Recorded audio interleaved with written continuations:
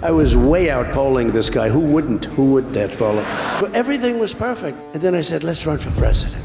But unfortunately, at the end, the whole thing pops. Okay, that's the bad part, you know. Inflation is a good thing for real estate, not a bad thing for... Very good. You're the master. What do you think? Does it work? You know, I just said to Grant, I said, you know, that hat looks very familiar to me.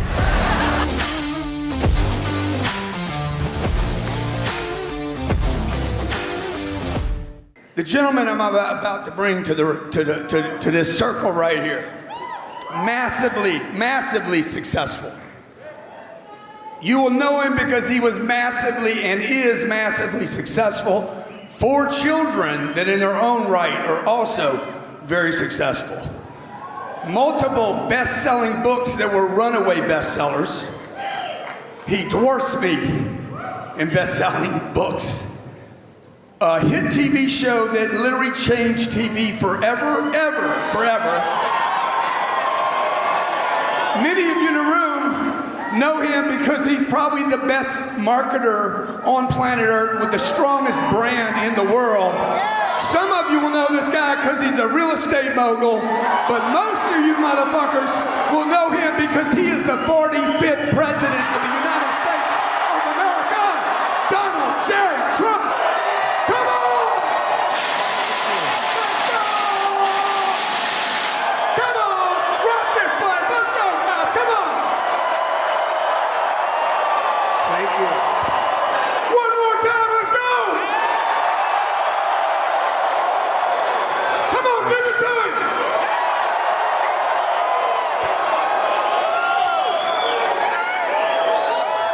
Thank you, Grant. Wow.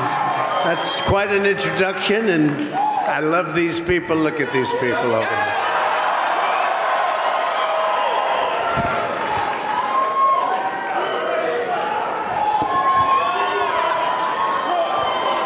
Hello. How are you? Good, how are you?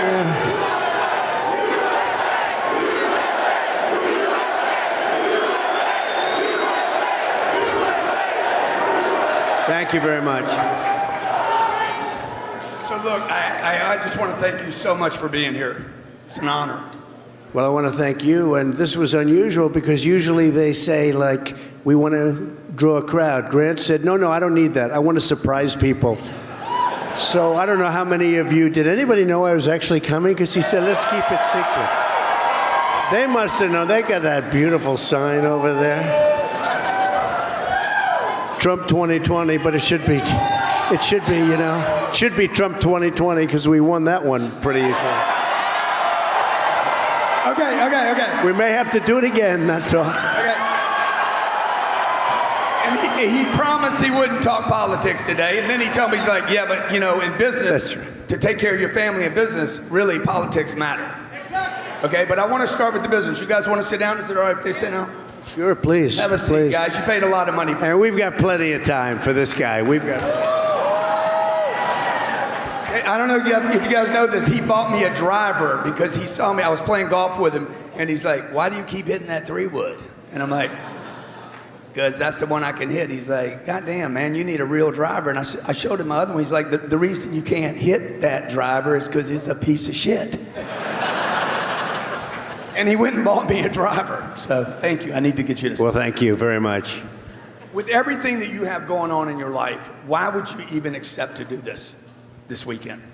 So I gained a lot of respect. We played golf together, and he's a good golfer, very good golfer, except he was afraid of you know, he lectures you about things, but I have to say, he was a little bit afraid of the driver, right? I said, don't be afraid. I had some fear. Hit that driver. You're going to hit it longer. But we played golf. We became very friendly. We got along very well. He was at one of my places in Bedminster, a beautiful place, a beautiful course. We had a great time. And I said, what the hell do you do, Grant? And he told me. I said, that's interesting. And then I heard he was the biggest and the best at what he does. And 10X. And he did something very unusual, though. Seriously, he said, I'd love to have you come and speak. I said, was it a big promotion? No, I don't want anyone to know about it. I said, don't know. Explain it, because that never happened to me. It's always you get your signs all over the highways and stuff, right? He said, no, I want to surprise. These are great people. I'm sold out, 100% sold out everywhere. I just want you to come on and I want to give them a little treat. So I hope I'm going to give you a good treat because I'm doing it for that reason. So the first thing that I'm curious about, and the thing that I admire the most about you, is your ability to handle like the criticism, the hate, the gossip, and like just the amount of things that are said about you. How do you handle all that? And by the way, when you get to the top, is that always going to come? And the love. We have tremendous love too, and I guess without that you couldn't do it. But we have a tremendous amount of love, and there is a lot of hate out there. There's a lot of hate in the country. We have a very divided country. It's probably more divided than ever before. I happen to think that we have a vast majority, because a vast majority of the people love our country. They hate to see what's happening.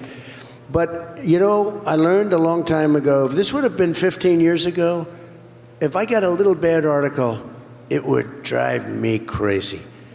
It would, and today I couldn't do that. I'd go, I would be crazy. I'd be crazy.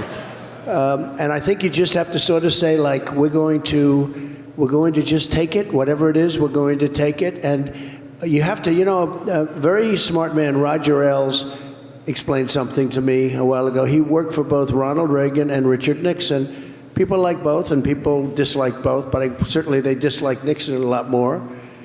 But Ronald Reagan had a really horrible, vicious article in the Washington Post, and he was with him, and he said, "I'm sorry about this article, Mr. President," and Ronald Reagan went, "Oh, don't worry about it. That's yesterday's news. They've already forgotten about it. Don't worry." Very calm, very easygoing. And that was sort of Ronald Reagan. And then Nixon had this horrible article in the Washington Post. "I'm going to get them. I'm going to destroy them." It killed him for 2 weeks. And he was very different. And the better way is to just sort of let it go off your back. And one thing about articles, you get a lot of press and you get a lot of good press.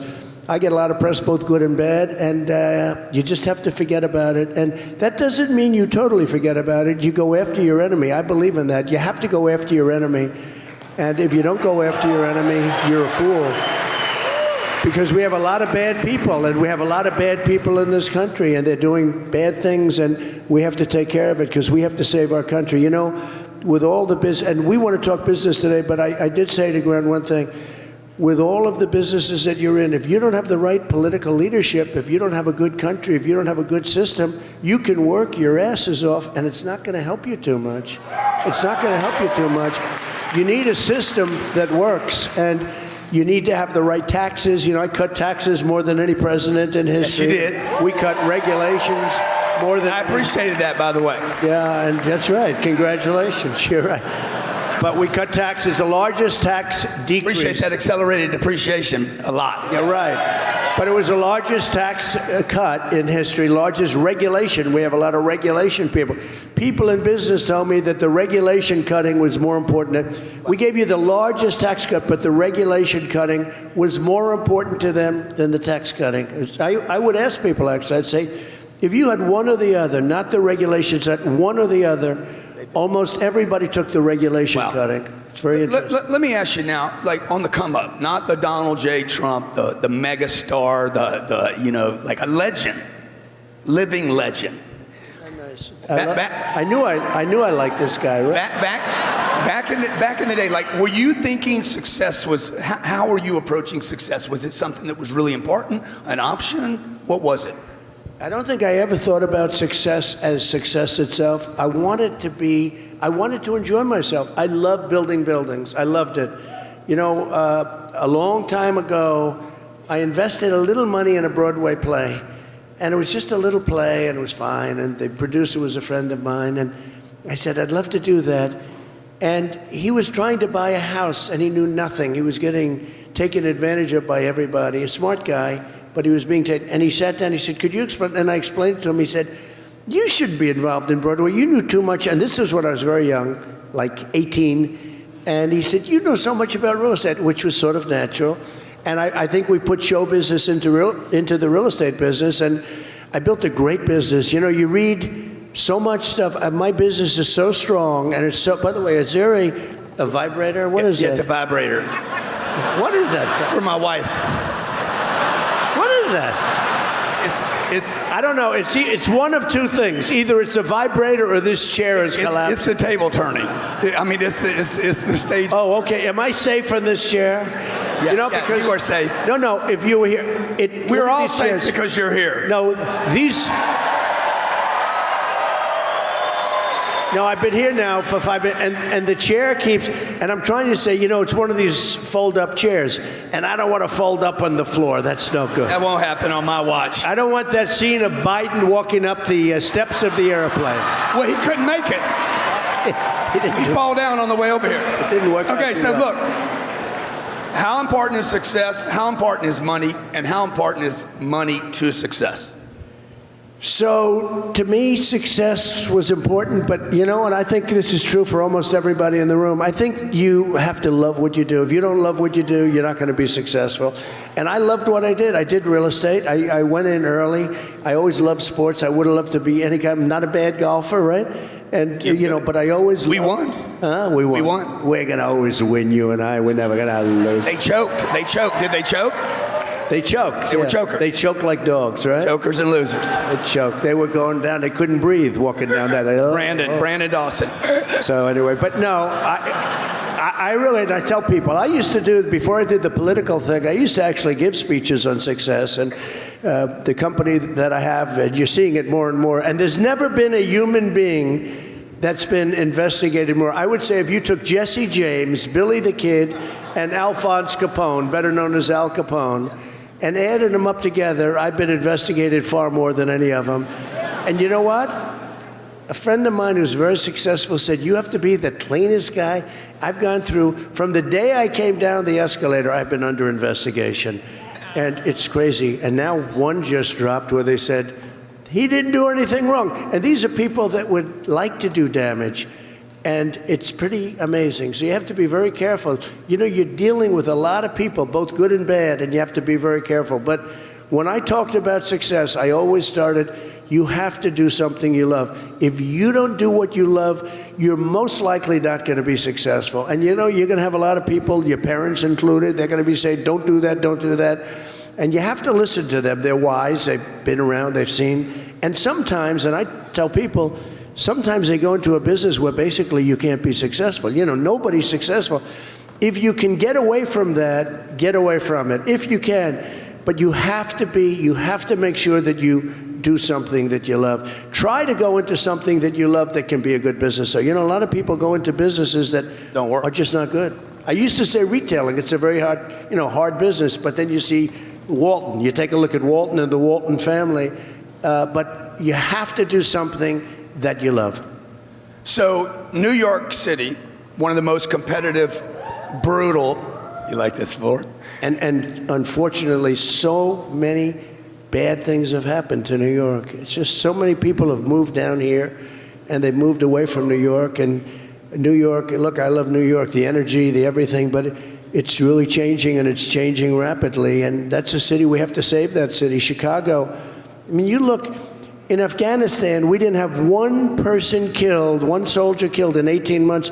And you look at Chicago, where they'll have a weekend where 77 people are shot, wow, and 4 people died, and it's a horrible thing going on in our country. When you're in New York City, like one of the most competitive places in the world, how do you stand out as a young man? How did you stand out? What did you do? And then how do you stay relevant in that environment that's so vicious? So when I was young, I wanted to, well, my father built in Brooklyn and Queens, the boroughs, and he did a great job. He was a very strong guy, but a good guy, a guy with a tremendous heart, but he was strong, very powerful type of personality. And he built single-family housing, whatever he built. And on Sundays and Saturdays, he'd go and he'd bring a little group of, I hate to say it, non-union people, and he'd sweep the floors and make everything perfect so that the next day on construction, it was nice and clean for the expensive guys to come in. But he'd save the nails and the sawdust and the chips of wood, and he'd take them and sell them. I mean, it's like extreme, but he was very extreme. I'll give you a quick story.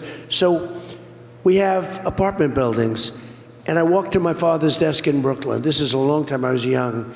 And there's a picture of a roach, a cockroach, on a can, like a paint can, a 5-gallon paint can, and it's sitting on his desk. I said, Dad, what the hell is that? The cockroach was turned upside down, dead. And it said, the name of the product was Bye Bye Roach. And my father said, you know, this stuff is the greatest stuff we've ever used, but it's too expensive. I don't like it. So I'm sending it up to your uncle at MIT. My uncle was a great professor at MIT for many years, a very brilliant man. I think he's Dr. John Trump. I think he was the longest serving professor in the history of MIT. So when they say Trump is smart, or when they say Trump is stupid, don't believe it, okay? But if they say he's smart, you can believe it. But my father, I said, what are you doing with that can? He said, it's too expensive. So I'm sending it up to your uncle at MIT. They're going to analyze it. He's going to send it back and tell me what ingredients are in. I said, what are you doing, Dad? He said, I can save $4 a gallon. I say, Pop, is it really worth it? He said, yeah, it's worth it. That's the way you make money. And to a certain extent, you know, it's not penny wise. You got to save the pennies. You got to be, that's a great thinking. So he wants to take something that's expensive, that's good, and send it up to a laboratory at MIT, find out what the ingredients are, because he can save a couple of dollars a gallon. And that's a great, you know, I tell that story, but to me it's a great story because that's the way it should be. You know, my father spent a lot of time working. My uncle went to MIT. I think he had 3 degrees from MIT. He said, I was working for 7 years getting your uncle to go through school. But my uncle turned out to be a great person, a great scientist, and a great, brilliant man. But my father was equally brilliant in a totally different way. But what Fred did, your dad's name was Fred, right? So he did amazing things. But what you did would dwarf what your dad did. You agree with that? He was so proud. And so he would never go into Manhattan. He said, no, we can't. No, that's because Manhattan, you know, these are different times. He said, that's the big time. That's the big time. And I always wanted to go. I wanted to build buildings in Manhattan. And I was very much involved. I took an option on the site. They were having a hard time building a convention center. And I got an option, and they were building it in the wrong location. What is an option? I took an option to a piece of land that was owned by the Penn Central Railroad, and it was an option to buy the piece of land, meaning I had a certain number of years to execute this option. And I went to the city and state, and I said, you're building your convention center in the wrong location because they had massive cost problems, and they were building it in the water in not as good a location. And here I had land that was on the water, and so I went to them and I convinced them to build it on my land. It was a great thing. And then I did the Commodore Hotel. I essentially ripped down the Commodore Hotel, built the Grand Hyatt Hotel, and we did a lot of things. And they were glamorous projects, and then ultimately I did Trump Tower, which is 57th and 5th. They call it the Tiffany location. You know, and that was the first Trump building, right? That was, the Grand Hyatt was my first one, and then I did Trump Tower. I took from Bonwit Teller. I bought the Bonwit Teller department store. I took a contract on the Bonwit Teller department store. At the time, I thought I was paying a lot of money, but a lot of times in business, certainly with what's happened with us, with all of us, any deal you make and any time you sell something, it's a bad deal because you think it's a good deal. 2 years later, you're saying, I can't believe it. Look at Florida real estate. Somebody sells a house and they say, oh, did I get a great, oh, these people, they paid so much. What a terrible deal they made. And then 2 years later, you feel like a jerk because, you know, you gave it away. And that's been the case for many years now in good locations, in good areas. Like if you go to Florida, if you go to Manhattan, now Manhattan's changing a little bit, but hopefully it's going to come back. But people that sell their house in Florida, a friend of mine sold his house, and what's going on in Palm Beach is crazy, where they sell a house and somebody flips it for $20 million more the following weekend. Now those people feel like, you know what the word schmuck is? They feel like schmucks. A guy sells his house. There are people from New York and California that are coming in and saying, hey, this is cheap here. Yeah. Well, Palm Beach is very expensive, and I guess Palm Beach would be the most expensive in the country, maybe in the world.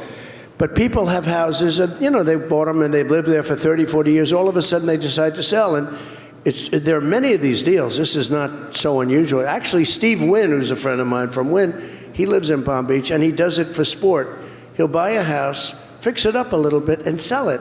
He doesn't need to do it, but he likes it. But people are making a tremendous amount of money. Now, when you sell your house, and it's a little bit stopping now because you don't want to be stupid. You don't want to feel stupid to yourself. But one man sold his house for $25 million. and the deal closed on Friday, and the guy that bought it flipped it for $44 million over the weekend. So this guy's reading about it, and I said to him, when are you getting a new lawyer and a new broker? That broker did not do a good job. But, you know, they feel like fools. And now 25 is more money than he ever thought he'd get. But then they sold it for almost $20 million more over the weekend. And for how long in your career have you seen prices continue to go up? Well, I've only seen them go up. Now, we've had some periods. Let's talk real estate. No, but when you think of it, right, it's real estate. And I don't even know, because I have such respect for what this guy's done. I did a little check, and they said, who the hell is this guy? I did a little check, and you have a great reputation. Who the hell is this guy? You have a good reputation. I actually said, whoa. You know, it's very interesting. Normally, I'll get up and make a speech, and we'll do something like I'm going to Georgia this weekend. We're making a speech, and it's a big rally. And a lot of you people have been to rallies. We have rallies like no rallies. But with Grant, I said, what am I doing? What's the speech this morning? You know, I take a lot of time to prepare. I said, what am I speaking about? Oh, don't worry, you're sitting up and he's going to be asking you questions. I said, that sounds like a good idea. And do you ever take questions from the audience? You ever do that? Sometimes I do, you know, but it gets a little carried away sometimes. I know, people get carried away. We're going to do that. But they can, by the way, they can never embarrass you, right? Because sometimes the worst questions are the best. And the best for entertainment. 100. Because if you got enough common sense, you can handle anything. You have to tell people the truth and are transparent like you are. Yeah. Well, you have to be able to handle that. Like with Biden, he'll get a question and it's over. But let me ask you this now. On how much did real estate? What was it in the '60s? So you're growing up in the '60s doing real estate. Your dad's collecting rent, I imagine. I own a bunch of apartments. I got to get you invested. Apartments, like deals. apartments, right? Yeah. So. And he was a builder. He built things too. Okay. And so, but you were collecting rent, right? And so how much of that assisted you when you're 25 years old in handling audiences today? Well, I wouldn't say the collecting of rent. I think a lot of things that did, like we went to Cincinnati. We brought a job in the Queen City, Cincinnati, Ohio, and we bought it. It had 1,164 units, and it had almost every unit was vacant. And we bought it from FHA, Federal Housing at the time, and we turned it around. And I lived there for a year, and I turned it around. And then we sold it 2 years later. Somebody came up to me and said, this area is going really bad, and it's going bad fast. And we sold it, and it was a great experience. It's sort of like sinking a three-footer in the first hole.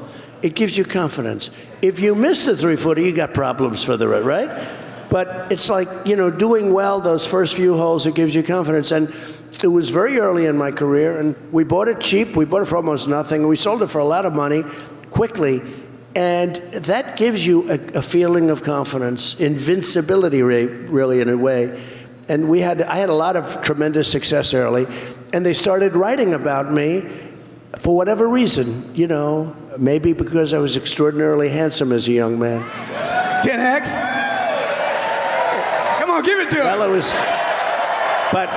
but no, I had a lot of success, and I got a lot of press, and a lot of people would say, how does he get so much press? And I don't know, I got a lot of press. I did jobs that were sort of like the word option. I love the word option because I would take options to the Commodore Hotel. Then I'd try and get financing. I always got it done, and we built something that was very nice and beautiful. What would you remember what you paid for that option? Very little for the option. That was, again, I did three options. One was for the Commodore, one was for the yards, the railroad yards, where they now have the Jacob Javits Convention Center. So that was another one, which, by the way, we retrofitted for COVID, and Cuomo didn't use it. You know, we did 3,000 units of beds, and they didn't use it, which we did a hell of a job for that whole mess, but they didn't use it. But it was retrofitted during the COVID period, a year and a half ago. I think this. I love if you can get options and if you can pay very little. The word option is a beautiful word because if you can have that extended a little bit, you're really playing the market. If you think about it, and who even thinks about it? But you're playing the market. So if you get an option for a certain price, and I took options. And I was able to get it done, and with the Commodore, and we ended up building a really successful hotel for a long time. It's been a great success. I ultimately sold my interest to Hyatt Hotels, and it worked out great. We have another one, a beautiful job in Washington that we built, the Washington job, the hotel, and people love it. Washington has got to straighten out its act. You know, Washington, D.C. has to straighten out its act. But I love the real estate business. I love the creativity of real estate, and I think I always will. Even as president, I'd say, boy, that's a great site for a building, right? You still see sites and like, that's a good location. Everything I do, I mean, I see so much. I'll look at something, and that's what it was in my blood from the time I'm very young. I loved the creative process of building. Now, it's much more than just creativity. You have to be creative. You're dealing with unions.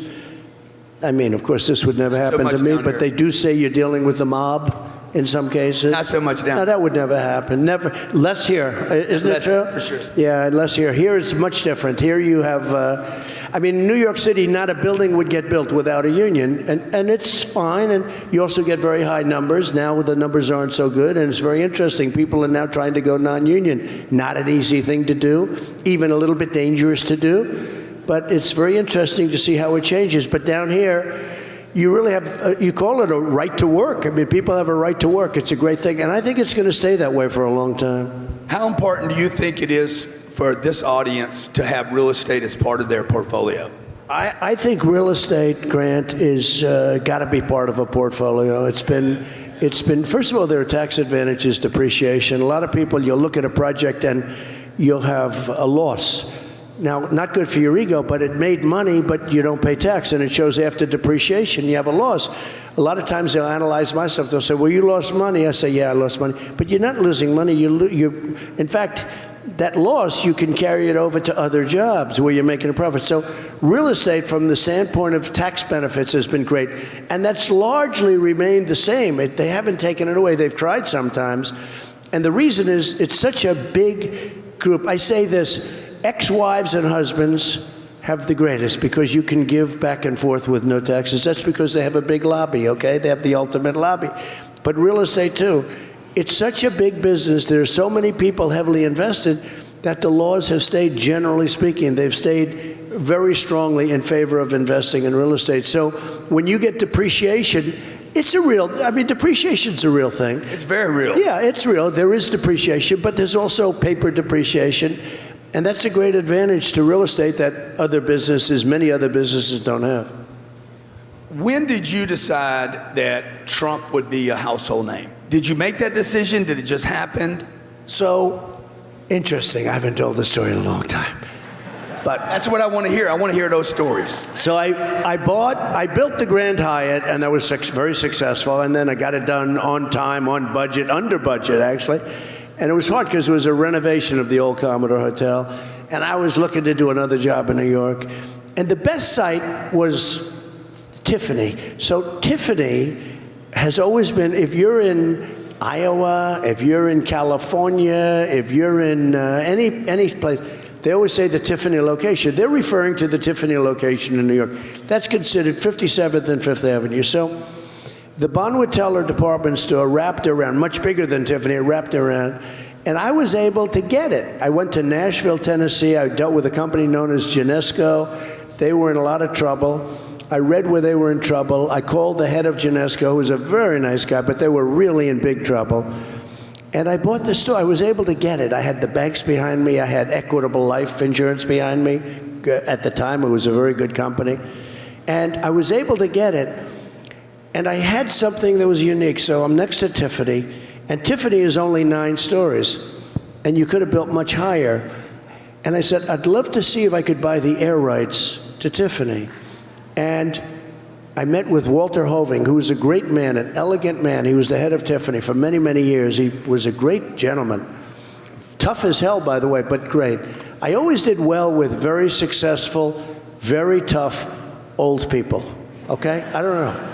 I always did. Walter Hoving liked me, other people liked me. So if you had a prospect that you were trying to negotiate or do a deal with, if they were tough, that was good for you. Well, even now, who do I get along with? I get along with the tough ones. The other ones I don't get along with so well, they say. Oh, he gets along with presidency of China. He gets along with Putin, who is a changed man, but he gets along with Kim Jong-un of North Korea, who's now back to sending intercontinental ballistic missiles. You read that today. And I say, that's a good thing that I get along, not a bad thing. That's a good thing. You know, people don't realize you get along with them, that's a good thing, not a bad thing. And we got along through strength, but getting back, and it was only through strength. With just one quickie. Ukraine would have never, this mess would have never happened. Would have never happened. And I will say, because I've never said this publicly, I might as well say it to you, because this will never get out of here, because this is a very closed environment. Is that correct? So it'll never get out. But I said, and then we're going to get back to Tiffany. So I said, Vladimir, what do you feel about Ukraine? He told me very strong feelings about Ukraine. I said, listen, my father always said, take the lumps out. You and I have a great relationship. We get along. But if you go into Ukraine, I will hit Russia harder than it's ever been hit. Napoleon never got there because his army froze to death. Germany never got there because their army froze to death. There's never been a country that's been helped more by weather than Russia. You know that, right? It's true. Napoleon was ready to go in, but he had a woman that he was very much in love with for that night. Women. And he spent women. Oh, probably more than one. Well, I just heard one. If you know something, let me know. So he said, we'll do it tomorrow because I'm busy tonight. And the weather went down to 22 degrees below zero, and instead of going in and having a victory, that's another thing. I guess that's get it done. Just get it done. And same thing happened with Germany. But with Tiffany. So I bought the air rights to Tiffany. I got along with Walter Hoving. And in the deal, I had the right to call it Tiffany Tower. So it was going to be Tiffany. I bought that. I had the right to call it Tiffany Tower. Would have been great, right? Except I wanted to call it Trump Tower. And I went to people, and I was pretty well known because I was a young guy that was successful. They even recruited me at country clubs because they wanted young guys that were able to play golf. Clubs that maybe I wouldn't be able to get into today, right? They recruited me, but I was doing really well. But I wanted to call it Trump Tower. I'm saying, oh my God, I have the right. I bought the right. I didn't buy it. I got it with the air rights to call it Tiffany Tower. So I was going to call it Tiffany Tower. And I went to a friend of mine who was very smart, very streetwise. And I said, let me ask you a question. I won't tell you his name. He's sort of known, but a very tough guy, smart, but he has a lot of common sense. What was his name? Dennis is the first name. But I said, Dennis, let me ask you this question. I have this incredible, valuable right to call the building Tiffany Tower, but I want to call it Trump Tower. I was very young. That was a long time ago. I said, what would you do? He said, when you change your name to Tiffany, call it Tiffany Tower. Did you have? I never told that story. That's hilarious. I never told that story. So I called it Trump Tower, and I'll say this. It was very hard for me to use the name. In other words, I felt like sort of very self-conscious. Trump Tower. Now, that was the first time you put your name. That was the first time I put my name. And I said, I'd be in the room, Trump Tower. I felt it was too out there. It was like crazy. But then all of a sudden, in a fairly short period of time, and now, Trump Tower is a great success and always has been from the day it was built. But I called it Trump Tower and said, but I never forget, he said, when you change your name to Tiffany, call it Tiffany Tower. But right now, your name is Trump, call it Trump Tower. Pretty good, right? So you just kind of, I want you guys to hear that he put his name on it and then kind of grew into the idea that his name would be on many, many things. Is that right? So my name was on many buildings. I did the West Side Railroad Yards. That goes from 59th Street to 72nd Street. It was very, very... All the way down here to Doral. Yeah, it was a tremendous success. Trump Doral. I'm going here after this. I'm going to Doral. I figure, what the hell? He's got me halfway down from Palm Beach. I might as well go the rest. But that's Trump National Doral now. And I use the name very much. And I will say, though, when I decided, because I think this is an important part of your concept of questioning, when I said, because I've been thinking about running for president, and a lot of people said, oh, he's going to run, and that's gone on for 20 years, 25 years. They thought I was going to run. Once I went to New Hampshire like 30 years ago, and they said, he's running for president, because, you're going to New Hampshire. Why is he in New Hampshire? He's running for president. I wasn't. But it was always speculated. And then when Romney, who did so poorly when he ran, but during the Romney thing... Were you thinking about it? Yeah, no, I was thinking... Well, I was thinking about it with Romney, but I had just signed this long-term extension on The Apprentice. And it was hard to, I went to NBC. I was going to run instead of Romney. I was going to, I was way out. Right? I was way out polling this guy. Who wouldn't out-poll him? It's bad news. But so Romney, so I didn't run then, but I never forgot. I think it was on NBC, Sleepy Eyes Chuck Todd. It's called Meet the Fake News, Meet the Fake Press. So they had a poll, and I was out polling Romney, and I wasn't running. So I said, well, that's pretty good. So I had that in my mind. And then we did it the next time, and we did great. And we did great twice. We did better the second time than I did the first time. But, so it's sort of interesting. But when you do that, your brand changes. So I believe I had the greatest brand in the world. Everything I was putting up was doing great. And now, in a certain way, I think I have a better brand, but it's a very much different brand. Because when you run in politics, you lose, you could say 50%. I don't think it's 50. But when you run, so now a building that you build where you have 100%, and if you look at people like Ralph Lauren and other people that have good brands, they're very apolitical. They don't get involved. I've had many people say, I love you. Because they're worried about the cost. But they don't want to lose the 50. No, they don't want to lose 50%. Yeah, they don't want to lose 50% of their audience. Yeah. So, I mean, you look at some of these people that have done a great job. I was saying the other night, Dolly Parton, I love Dolly Parton. Is she political? And they say, she never talks about it. Now, I know she's political. I know she loves me. Okay, she comes from won't talk about it. But you know what? She won't talk about it. She doesn't talk. The other night, though, Kid Rock was on. Did you see that on Tucker Carlson? And Kid Rock has a different attitude. He's all in, all time. He said, "This guy's great. This guy's the greatest. Compare him to that other guy, the guy," and he was so good. And I called him. I actually said, "That was really nice. Thank you." Because a lot of people, whether you're a musician or something, you lose a lot of your audience if you're all in for one side or the other. So the brand, it becomes different. And now that I'm out, but I'm not out, I guess, because it's so, you see what's going on. But I'm playing with. I love to do that's why I'm going to Durrell. I love to do the real estate thing. I love it so much, but I also love politics. It's crazy, right? I mean, they impeached me twice, 2 fake impeachments, the Mueller witch hunt. I had more witch hunts, impeachment, and I'm telling you, not that it's pleasant. One thing you have to learn about yourself: can you take it?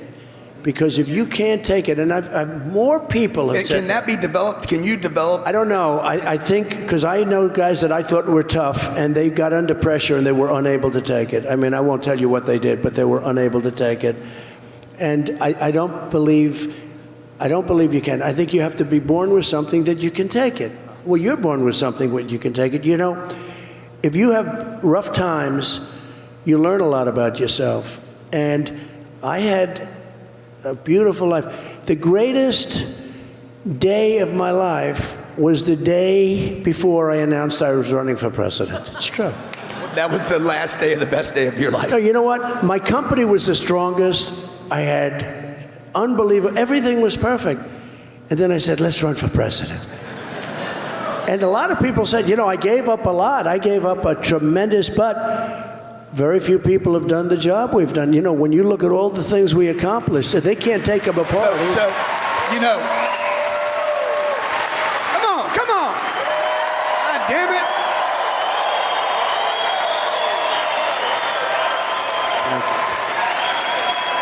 So, if you run again, what will the slogan be? If you run again, what would the slogan be? Slogans are very interesting, right? And do you get your slogans kind Let's pretend this is part of real estate, because we're here to talk business, but this is business too. So I came up with this idea in like 2015, 2014. I thought it was Make America Great Again, MAGA. It had great. And then what I was going to do is Second, it was going to be keep America great. I thought it was great. It never had the beautiful impact. But what happened is when the Democrats got in with all of these things that are the inflation, the this, the that, all of this stuff is both. Look, inflation has always been very good for real estate. But unfortunately, at the end, the whole thing pops. Okay, that's the bad part, and you haven't seen that yet, and hopefully you won't. Hopefully changes will be made, substantial changes, and you won't see that. But inflation is a good thing for real estate, not a bad thing for Very good. Okay? So I have to tell you, this inflation, but it's bad for other parts of the country, and it's very bad. Ultimately, it explodes. Inflation is wonderful until it all explodes, and you got to be careful of that. You have to watch it. But I had Make America Great Again, MAGA. This is MAGA country, right? And so I was going to use it and keep it, but we had really done so well. Then we got hit with the COVID. Then we did a great job with that. We came back, and the market was actually higher when I left. But I was going to say keep America great, and I can't use that term because our country's gone down so much, we can't use that term. Sometimes you have to change terms. So we're saying make America great again, because we made it great. Now we're going to make it again. What do you? But I'll take off the second again because people think I'm kidding. But it's sort of a cool term, make America great again. Beautiful. What do you think about 10X America? I like it.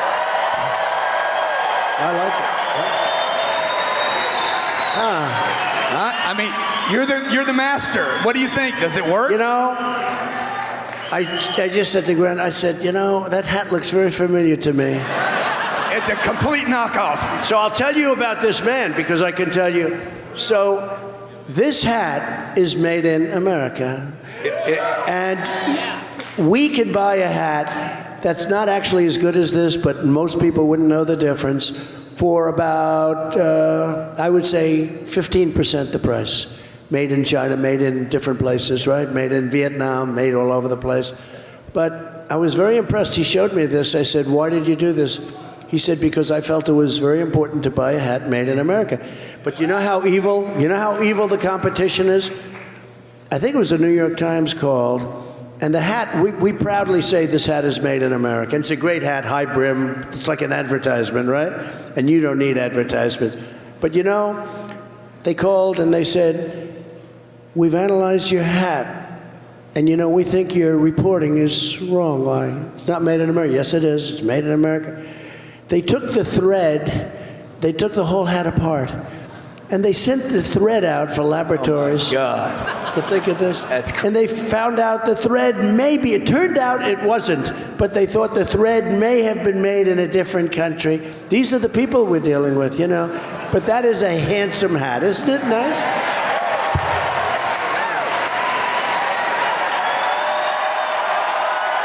Let's go! Let's go!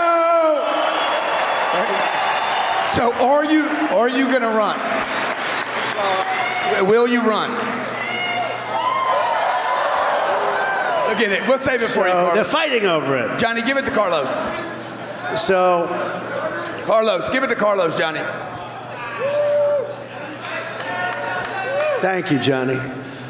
Hello, Carlos. Whoever the hell you are, Carlos. Beautiful women have just been... So beautiful women, yeah. Your whole life. Women. Very handsome men. It's never been my thing, but they're handsome nevertheless.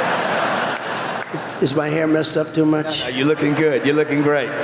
Got to be. You look awesome, by the way. I want to tell you, you're looking younger than when I saw you at golf, and younger than when you looked in 2016 when you decimated the establishment Republicans. Somebody said, but that's good. A lot of presidents get out, they don't look so good. And I don't think any president's been treated more miserably than me. You know who they say was the worst? Abraham Lincoln. They said he was treated the worst of any president. He had a civil war going on, but Abraham Lincoln. Andrew Jackson was horribly treated. What they said about his wife, what they said, he loved his wife, and they said horrible things about his wife. By the way, our First Lady's very popular, I tell you. Amazing, amazing. So popular. She lets it roll off her back pretty good, but she was very successful, very good, and she loves this country. But Andrew Jackson, Abraham Lincoln were treated horribly. I said, and about 2 years ago, they used to say, nope, Trump's not even close. Now they say he was treated the worst, okay? He was treated the worst, and you have to handle it. I'm looking at it very seriously, obviously. I'd love to give you the answer that you want to hear, and that most of the people here. Is there anybody that would like not to hear that answer? I mean, I don't know. We have a good. Willie, run. Willie, run. I better be careful. You always have to be careful when you do that. People stand up and they say. But, because of the ridiculous campaign finance laws, you can't announce early and you're not allowed to do it and all that stuff. So we'll wait till the appropriate time. But I think people are going to be very happy.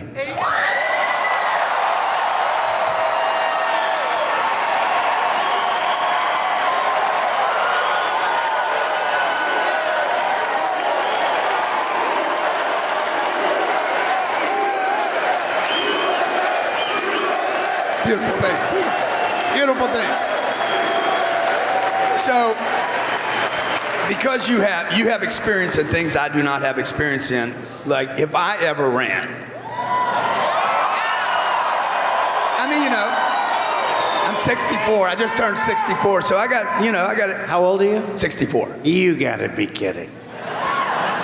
No, seriously, look, sometimes I see people, they look horrible, and they say, one man comes up to me, and he gained, obviously, massive amounts of weight. And you want to make him feel good, so you say, you've lost weight. And they never say yes. They always go, rah. They want to get on to the next question. Right? But you do look good. You're 64. That's amazing. Thank you very much. So you keep doing From one handsome man to another. Keep doing what you're doing, right? That's great. Thank you. So what advice would you give me? So if you wanted to, first of all, you love what you do. I don't know that you'd love the other, because you do this and everyone adores you. You got these great articles that I read all about you. I read so many articles. I just wanted to see about this guy. I know him a little bit from the standpoint of sports. Then we got to know each other, but I never really studied what he did. You've done such an incredible job. Number one, I mean, what you've done is and you've made a lot of people rich. You know what you've done? Because he really has, what he does, and there are some others that have done a good job, I don't think like you, but you've made people rich, you've made them happy, you've taken care of medical, people that would not have had the courage to go out and do, whether it's in real estate or other things, they wouldn't have had the courage to go out without what you do. I think if you would, first of all, you would automatically have my vote. I don't know if you're a Democrat or a Republican. I don't care. You have my complete and total endorsement. You know my endorsement, by the way? Bam! My endorsement. Now he's going to run. Now he's going to run as a super liberal, right? And I'll say, that's terrible. I endorsed him. That's not good. But it's very interesting. You would be such a great politician because you have the way. You need the way. I guess you need somewhat of a look. It doesn't have to be a look like you look like Cary Grant. We don't have a Cary Grant today, right? We used to have Cary Grant, Clark Gable, Errol Flynn. Today we have nice people, Ben Affleck. And the women, we used to have Vivian Leigh and all these magnificent. Today we have Rosie O'Donnell. What the hell is going on? The world. I'm telling you, we have the people. We have the people that are just as beautiful. They're so beautiful. You'll go out and you'll see people and you say, why isn't that woman a big star? She's so beautiful. Why isn't that guy a star? But these guys that make the movies, they don't understand that. They used to have people that really knew, right? MGM, Louis B. Mayer. These guys you would have loved these guys. You would have loved, I know you would have loved these guys. But I think if you ran for politics, just let me know because you will be very successful because you have... What advice would you give me? Well, the biggest thing is that, number one, you really could do it because you have a natural instinct. When you say advice, you have a natural instinct. But the biggest thing you can do is to let people know about yourself, let people know about your views. You have some interesting races going on right now. You have a guy named Dr. Oz who's been on television for 18 years. And people say, how will he do? I said, well, that's a poll.